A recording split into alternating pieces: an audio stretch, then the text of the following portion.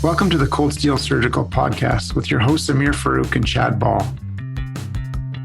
Each year at Queen's, we hold a research day similar to many departments of surgery across the country. And we're always lucky and blessed to have some amazing speakers come and join us for the research day, both to give us some talks as well as to judge our resident research. Our guest this year was Dr. Krista Goulding. Dr. Goulding is an orthopedic oncologist, meaning she specializes in musculoskeletal tumors and their treatment. She does some really cool work doing some really major operations, including something called a pelvectomy, where she's actually removing a significant proportion of the pelvic bone due to soft tissue sarcomas. This is a very multidisciplinary and interdisciplinary branch of orthopedic surgery and really requires some very thoughtful planning and amazing collaboration to make happen. Dr. Goulding has really turned her passion for this type of surgery into a real focus in terms of her research. She combines really innovative techniques such as 3D printing with her goals to improve and maintain patients' quality of life. In this segment of our research day called How I Built This, in homage to the very successful How I Built This podcast series, Dr. Goulding talks about her career, how she got to where she needed to be and where she came to be, and some of the challenges she's experienced along the way. This has, again, been a fantastic year for the Cold Steel podcast. We have many new things coming down the pipeline, including much more video content. We are so grateful to all of our listeners over the years who have supported us, who have listened to us, and continue to support the podcast moving forward. We hope you have a great 2026. We hope you take care of yourself. We hope you recharge. We look forward to sharing even more content on the Cold Steel podcast. Be sure to check out our YouTube channel. And as always, email us at podcast.cjs@gmail.com. Thank you to everyone again for joining us for the final session of the day. For anyone who doesn't know me, I'm Amir Farouk. I'm one of the colorectal surgeons. I'm the chair of the Ersil Day. It's been a really great honor to be part of this process and getting to know our really fabulous invited speakers and most importantly, getting to reconnect with all of you and seeing the great work that all the residents in the department are doing. So it really is a day where we can all reconnect and get reminded about some of the incredible work that's being done here at Queen's. So I think one really important thing that I'd be remiss about forgetting is just thanking Kim in particular for all the work that she does for the Ersil Day, as well as Jessica and Carrie. So please, big round of applause for Kim and Jessica and Carrie. This day really would not be possible without all the hard work that they put in to try to organize things, making sure everything runs smoothly. And again, thanks to all of our sponsors for making this day possible. We really appreciate your support. So many times we see people who have done amazing things like Dr. Goulding, and we don't necessarily hear about their journey to get to that point. And so the idea here is to try to unpack a few of those struggles, the ups and downs of how people got to where they got to. So Dr. Goulding, can you tell us a little bit about where you grew up and where you did your training? I understand you grew up in Peterborough. Is that right? I grew up in Peterborough. I have a younger sister, and my parents were both teachers. My dad was a principal at the end of his career. We moved to France actually a few times because they were able to take some sabbatical time off. So I lived in France for a couple of years, which is probably how I ended up in Montreal kind of eventually. But we were in French immersion, and we'd go back in the summers to visit, and then we were in French school and so on. And then I went to McMaster University for their art sci program there, which was a very interesting program. Ended up in medical school in the same place. Moved to the University of Ottawa, and I was lucky to be co-residents with Dr. Danishvar, who was so kind to invite me today. And we had a great residency. We had 5 residents in our year. We had a great crew. We're still all in touch. And so, I look around and see all the smiling faces. I mean, you guys are going to remember these people who were beside you for your entire career. You'll call them for advice. You'll call them in times when maybe you're thinking about switching your job or whatever it is. And it's really, there's really nothing that beats friends who were in residency and who sort of went through the same struggles. But I had a great residency at the University of Ottawa. I subsequently spent 6 months with Joel Warrior, who is one of my mentors and one of the reasons I went into orthopedic oncology. And then I went to England for a year, did a fellowship at the Royal Orthopedic Hospital there, which is one of the two major centers for sarcoma care in the UK. And that was a great experience. They had huge volumes, like wonderful surgeons, and they had a standalone orthopedic hospital, which I'd never worked at before, which was a really interesting model. And they still managed to do these huge cases. So that was a wonderful experience. I also had my daughter there at the time, at the end of my fellowship. So that was a challenging time. Then I moved to Mayo Clinic for an additional fellowship with Chris Beauchamp, who is Canadian. He's from Vancouver originally, or at least the Vancouver area. He had worked in Canada, actually, in BC for about 10 years before moving to Mayo. I did a fellowship with him, which was sort of really rocked my world. It sort of changed everything, the way I thought about how processes could be done and how maybe I wanted to, do things in my own practice. And then I ended up in Montreal. I worked with my partner, Robert Turcotte, who is a wonderful man, just changed the landscape for sarcoma in Montreal, along with some other colleagues in the province there who were just excellent colleagues. So I was really fortunate to have worked there. I was there for about just shy of 5 years. There was a wonderful team there, and just had another opportunity at Mayo when one of Chris Beauchamp's partners resigned and just asked me to consider coming back, and I did. And so I've been there since 2018. It's an incredible story, and reflecting back on it, or as an outsider, you've such a significant amount of time and energy that you've invested in really getting some amazing training and background. I want to return to that for a second, but could you talk a little bit about the moment that you knew that you wanted to do orthopedic oncology? You've spoken about it a couple of times, both at dinner and today, and having this experience with this mentor that you were wanted to do pediatrics, and then all of a sudden worked with this mentor. What was it about that mentor that changed your career trajectory and made you want to be an orthopedic oncologist? Well, I had kind of two mentors, actually. The one guy who got me into medicine was a guy called Ian Jamieson, and he's a pediatric neonatologist in Peterborough. And sort of back in the day, he lived in our neighborhood. He was friends with my parents, and I was really interested in, as lifeguarding. And then I was sort of a little mini EMS, who does some first aid kind of volunteering and this sort of thing. But at the time, I was like 16, and I was able to go into the hospital when he was on call and watch these like high risk deliveries. I went to shadow him in the emergency room, and it was like a sort of a life-changing experience. And so from that moment on, I thought I'm going to be a pediatrician, maybe a neonatologist, but definitely a pediatrician. So I went through all of my training and work up to becoming a medical student, thinking I was going to do that. And then I had a moment when I was doing my general surgery rotation where I was working on suturing or something, a second-year med student.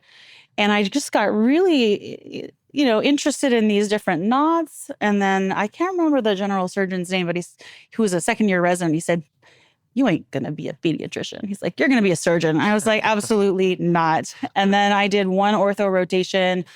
I had two moments. One of them was Arthur Port, who was an arthroplasty surgeon. There had me reduce a hip, and the sound or the feeling of the hip just going into the socket was like, that was very exciting.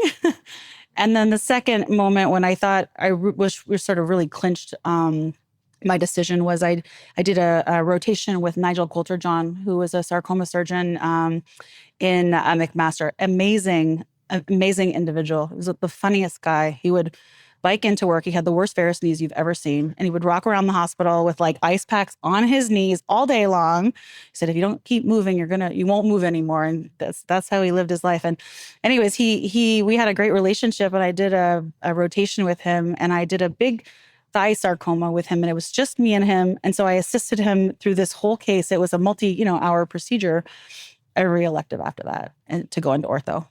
Yeah, you just knew, right? I just knew. Just like every colorectal surgeon is inspired to go into colorectal surgery after they drain a perianal abscess. It's the same sort of feeling, right?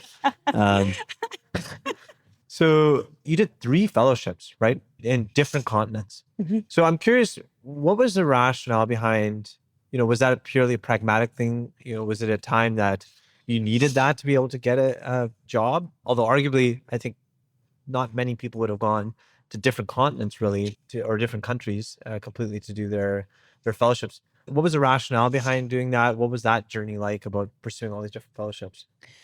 Similar to Parm, I had a real interest in global health. That really underscored a lot of my undergrad I went to Jamaica and wrote my thesis on women's health in Kingston, Jamaica, like doing interviews and things of that nature. So that sort of always underpinned everything that I've been interested in, and certainly from a medical perspective as well. At the time when I was thinking about where am I going to do my fellowship, there was a few places in the US that I had in mind.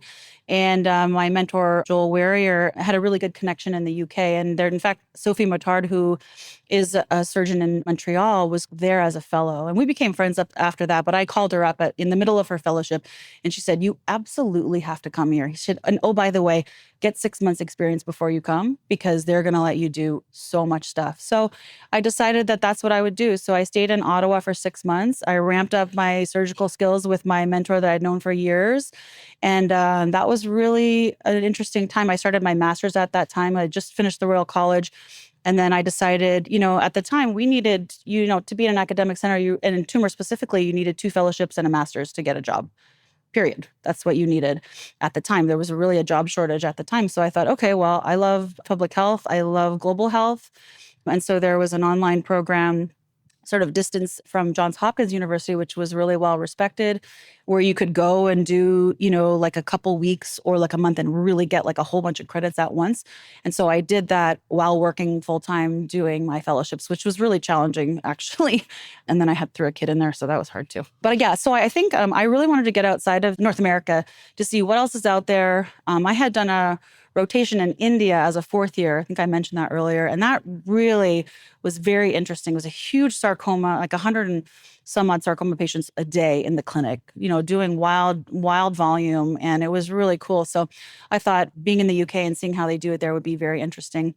And then I subsequently wanted to combine a sarcoma fellowship with adult reconstructive surgery, because there's just so many crossovers. In order to do those big reconstructions, you really need to have some sort of arthroplasty background, whether it's upper or lower extremity. I think it makes it easier to be able to manage all the complications that you may or may not create. So that's kind of how that happened. One question I have for you is that, this passion for orthopedic oncology, is that something that, again, obviously you got exposed to it very early on when you're a medical student, but is that something that became very clear to you during training? Like, this is what I want to do, and I'm willing to do all these other things to help get to that place.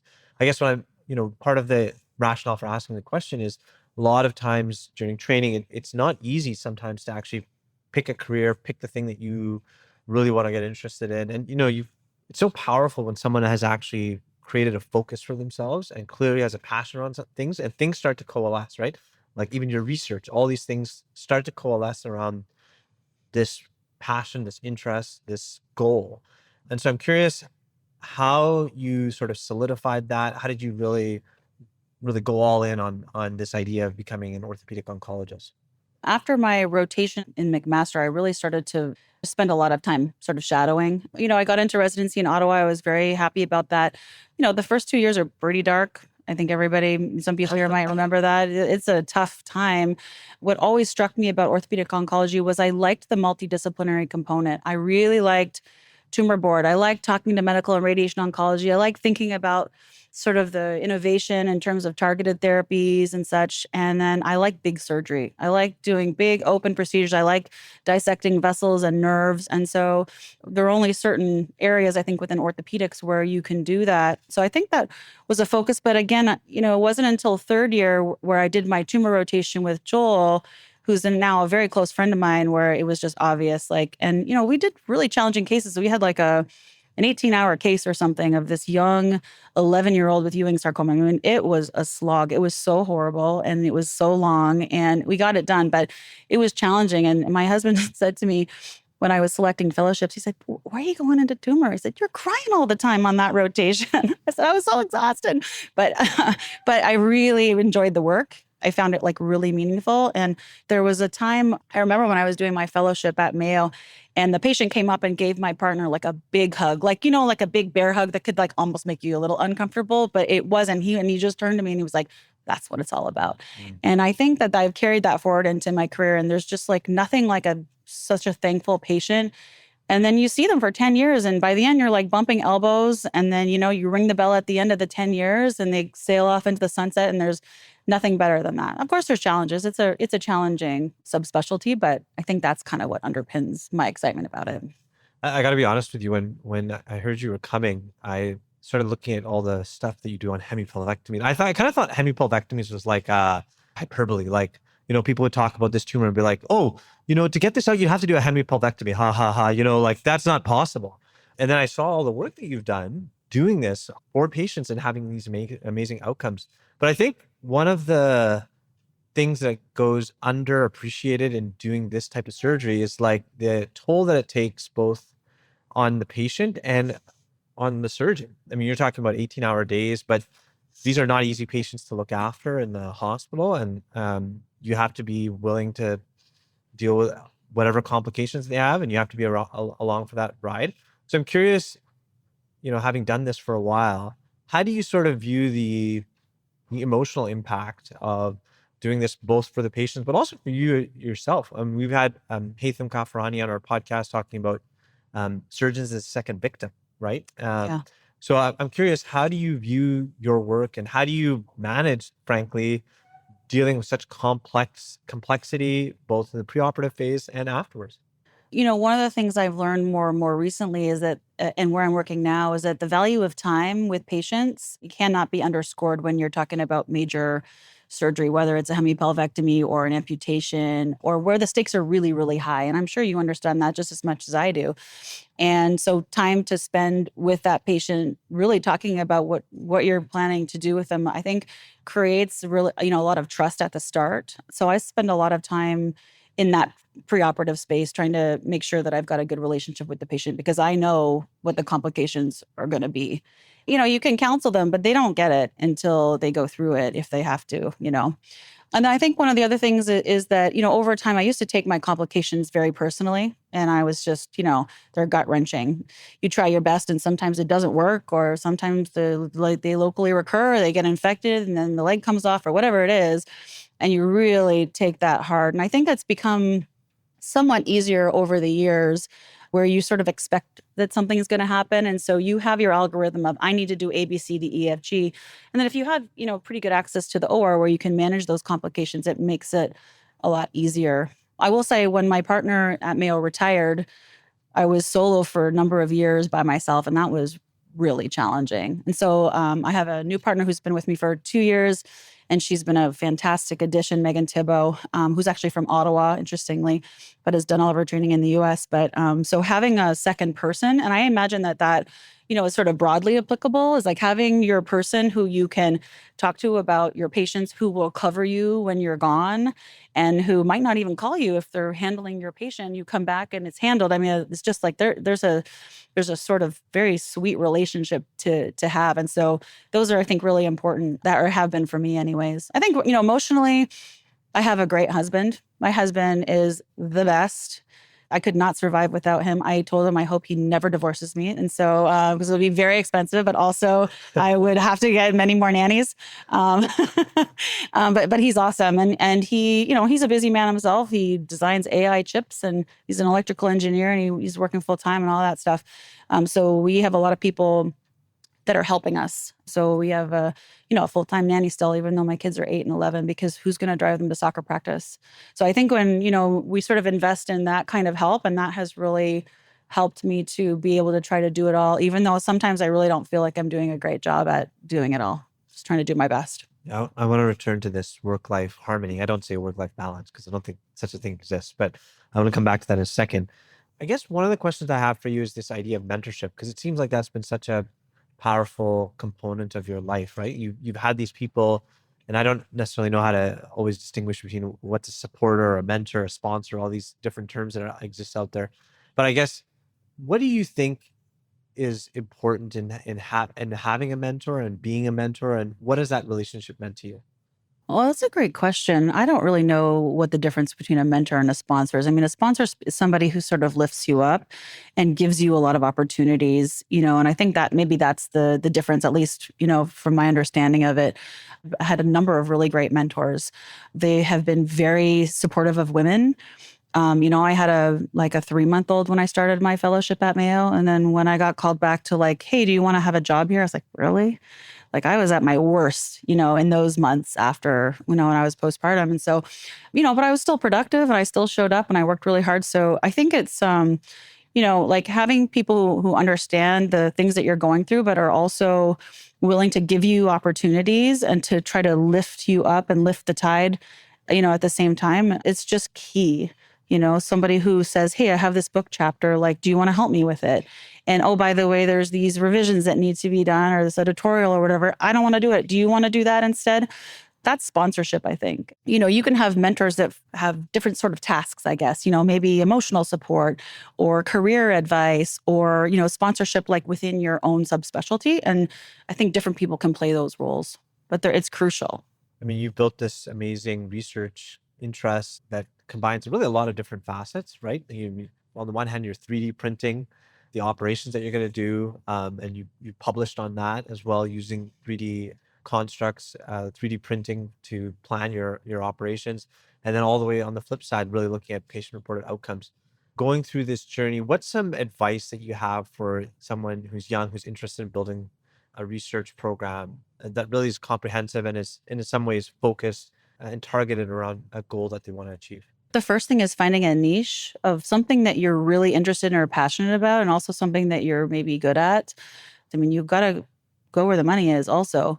So you have to find, if you need grant funding and you can't get something done without funding, then you might have to shift to figure out like where, what is the tide? Right now, if you submit something AI, you're golden. You're probably gonna, be competitive for a grant. So I think part of it is understanding, and what's innovative. And I think for me, I really, was involved in like grant review process and things. And so I tried to have a really good idea of what are all the new innovative studies that are going on right now. And then even though they might be in colorectal, like for instance, the prehab stuff at McGill, I mean, they're doing like really interesting things. I thought, wow, how could that be applied to what I'm doing? And how can I use that innovation, in a different subspecialty? That's kind of how I've tried to do it. But certainly, I mean, I'm no stranger to having grants rejected like all the time. It's a very challenging space to be.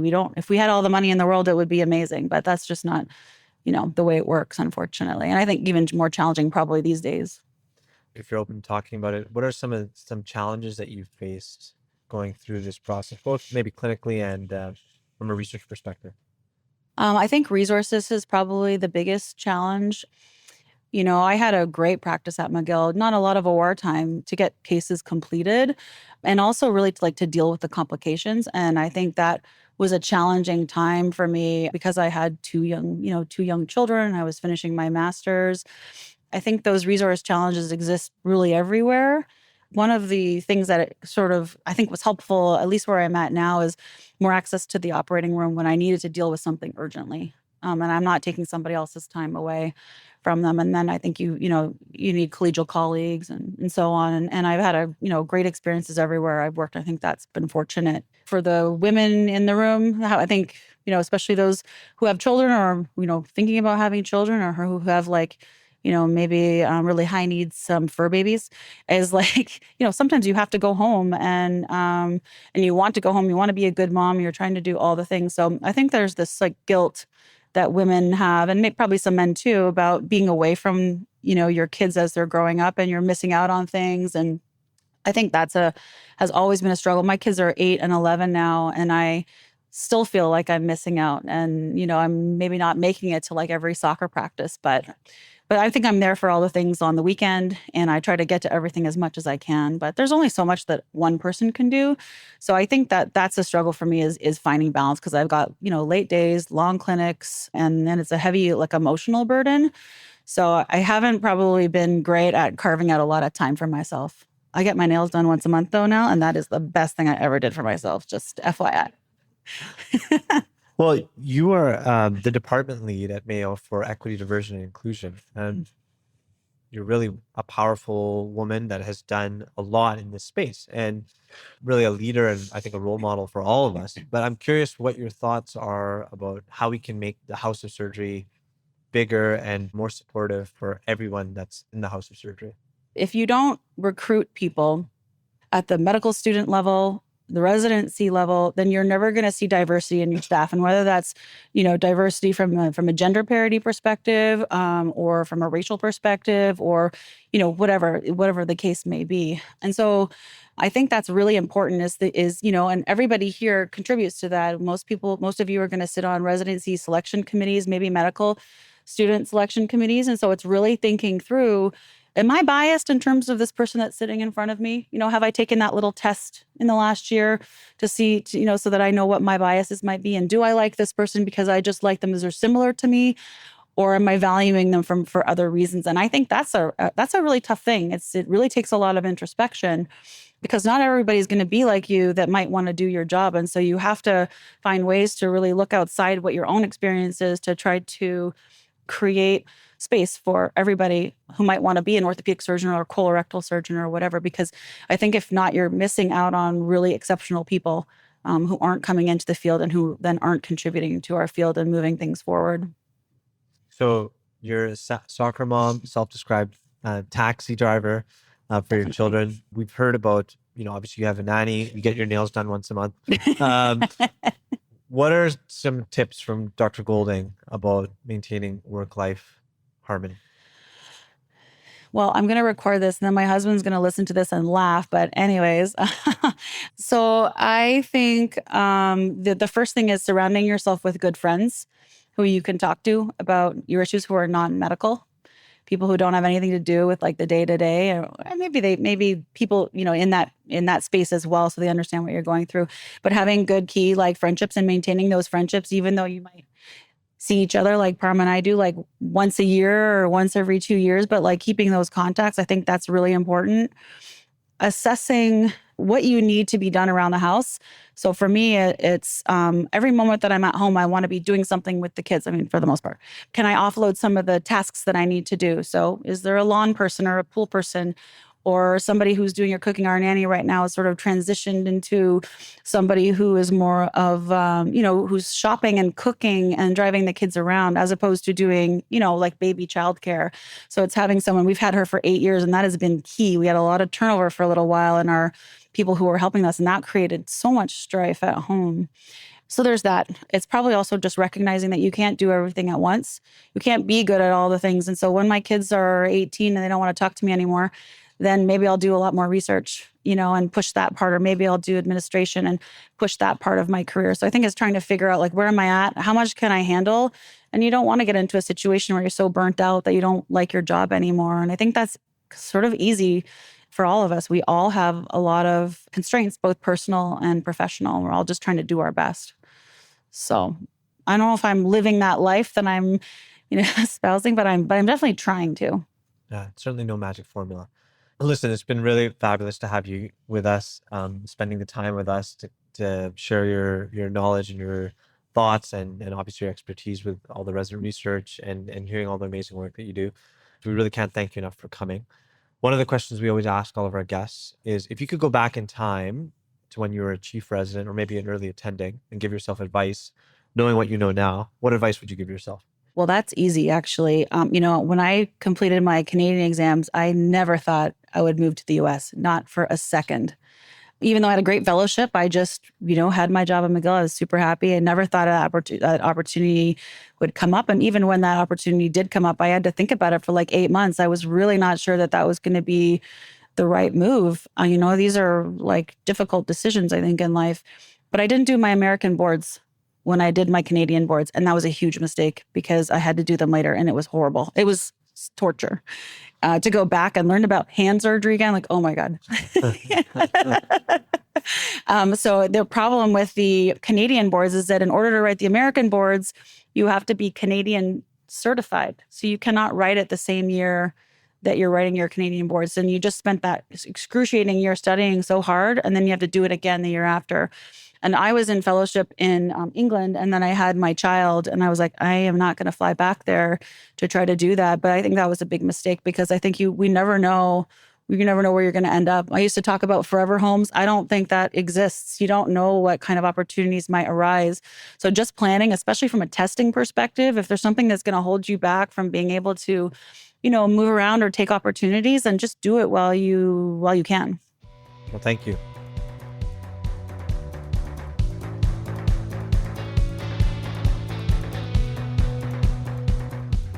You've been listening to Cold Steel, the official podcast of the Canadian Journal of Surgery. If you have comments or questions, please email us at podcast.cjs@gmail.com. Thanks for listening.